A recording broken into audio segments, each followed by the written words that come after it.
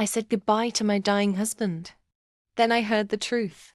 I had just kissed my dying husband's forehead and whispered goodbye, believing our love story had come to a painful but peaceful end. But as I walked out of the hospital room, two nurses spoke, and what I heard made me stop dead in my tracks. My world didn't just shatter, it erupted in fire. After 42 years of marriage, I thought I knew everything about Daniel. He was kind, faithful, and always made me feel safe. So when cancer took hold, I stayed by his side. Every chemo, every sleepless night, every tear, I was there.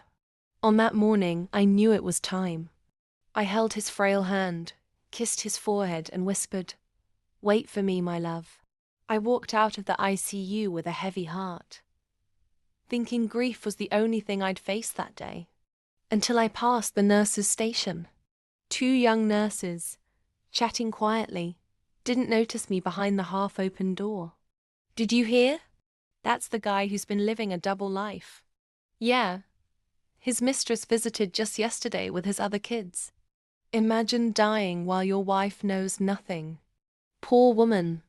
I froze. My hands began to shake. No, that couldn't be my Daniel. Mistress? Other kids?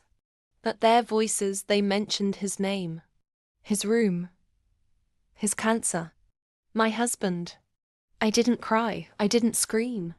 I turned around, walked straight to the hospital administrator, and asked to check visitor logs. One name stood out, a woman I'd never heard of, listed as family. And that's when I unraveled the truth. Daniel had another life. For over 20 years, he maintained an affair with a woman in Portland, just 3 hours from our home in Seattle. 2 teenage boys carried his name. The trust fund I thought we built together split secretly 4 ways. I was just the face of the legal wife, the backup plan. So I did what any scorned wife with a sharp brain and a legal power of attorney would do. I cancelled the funeral. I froze every joint account. I called the mistress and offered her something she didn't expect. The ashes.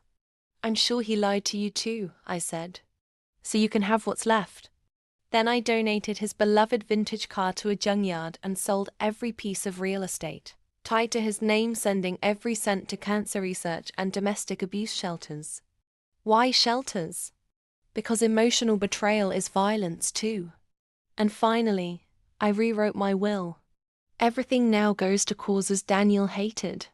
I even bought a billboard near his mistress's home that reads, "Not every love story ends in forgiveness." Months later, I found out he had planned to leave me once his health recovered. He drafted divorce papers just before the diagnosis, hoping to live out his remaining years with the other family. His death saved me the humiliation of finding out while alive. Want more stories where karma doesn't just knock, it kicks down the door? Hit subscribe to this channel for real-life revenge tales that will leave your jaw on the floor.